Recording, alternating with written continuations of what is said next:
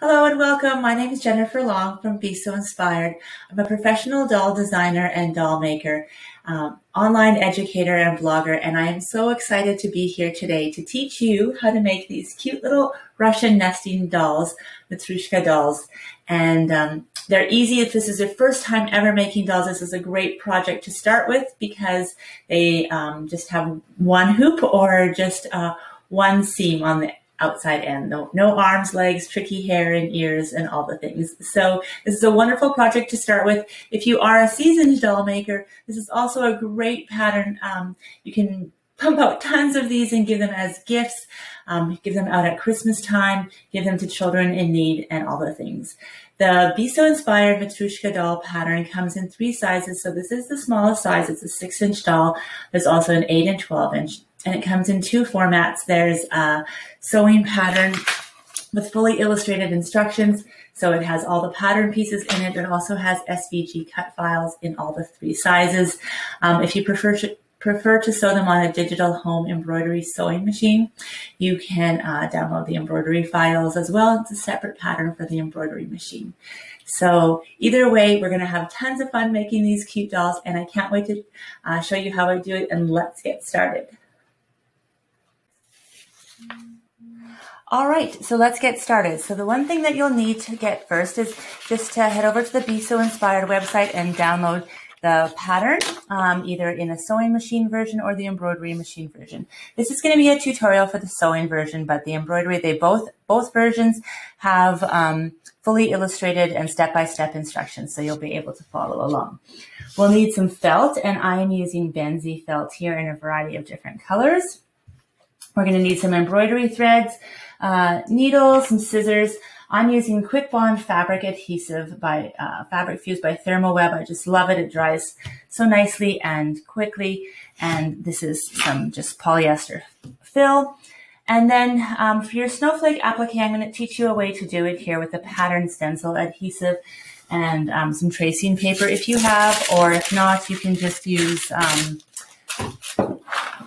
like I have Reynolds plastic coated paper here. So anything that you can find in the kitchen is great for that as well. All right, so the first thing you're going to do is cut out all your pieces, either using your SVG cut files that are included in the pattern, or you can cut them out using the pattern template. Once you have all your pieces cut out, you're just going to lay them out where you'd want them to go. Then we're going to work on the hand embroidery. So we're going to embroider the eyes with just a back stitch, embroider the lips, and I've cut out the cheeks for applique. So what I'm doing with the cheeks is they're cut out like this, and I'm just going to place a little bit of this Fabric Fuse glue on the back of the cheek. You can also do the cheeks in a satin stitch.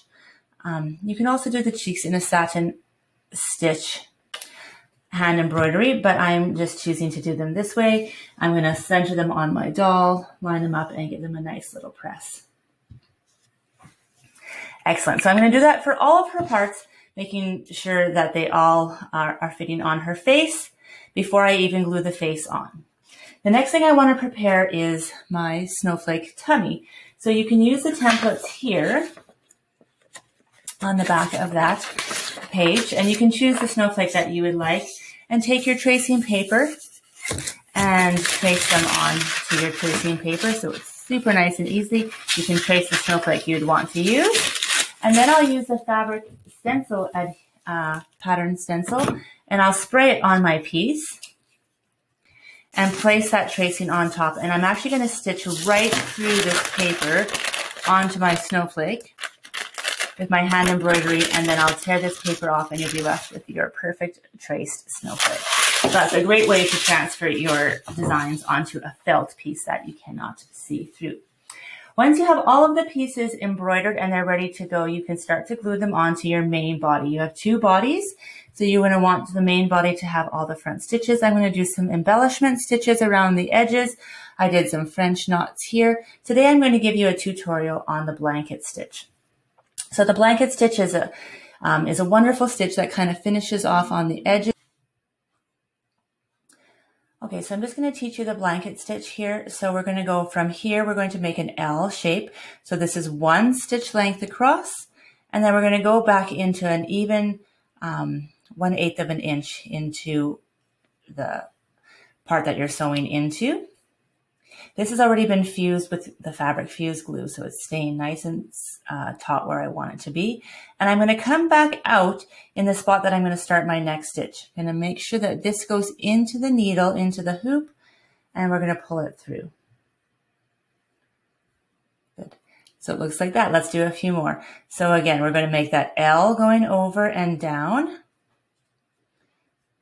Before you pull it all the way through, you're going to come back straight from that L that you came in, and make sure that that needle goes through this opening, through this hoop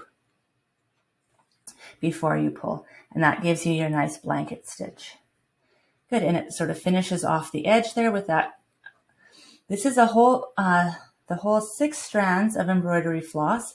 So I didn't separate them for this because I just wanted it to really showcase on this doll. If you didn't want it to be so strong, then you could split your threads into 3, but I am using the whole 6 of the floss there. And we'll just keep going along all the way around the doll.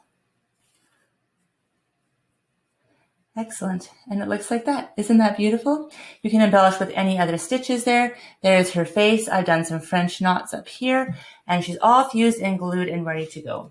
When she's ready to go, if I want to make her into an ornament, just as I have with this doll here so that she can hang, I'll just take a piece of ribbon and fold it in half and place it on the top of her head, making sure that there's enough hanging over the edge, just so I don't have to worry about it not catching. You can pin it into place, and then you'll place the second piece on top. Good. This is a Benzi's wool felt, so if you're using wool felt, both sides are beautiful. So just if you're using a different kind of fabric or material, make sure you have the right sides together there. And you're going to pin all the way around the edges. When you sew with your sewing machine, you're going to make sure you leave an opening. I like to leave it on the side of her hip because I feel like this is sort of the straightest part so that you can do your stitches afterwards. And you're going to sew around the perimeter here, and just so you can turn her out. When you turn your doll over, then this is done by the sewing machine. You can see all the way around here, and this is done by hand just to here. Good. And then coming all the way around back by sewing machine. So she looks like that. Thank you for joining me today for the quick little tutorial on the blanket stitch, practically used in the Matryoshka dolls, the Russian nesting dolls, the new pattern by Be So Inspired, both in hand sewing and embroidery machine. Thank you so much for joining me today. Give the video a like and subscribe so that you can follow all the new tutorials that come out and all the fun ideas. Hope you have a wonderful day. Thank you so much for joining me today.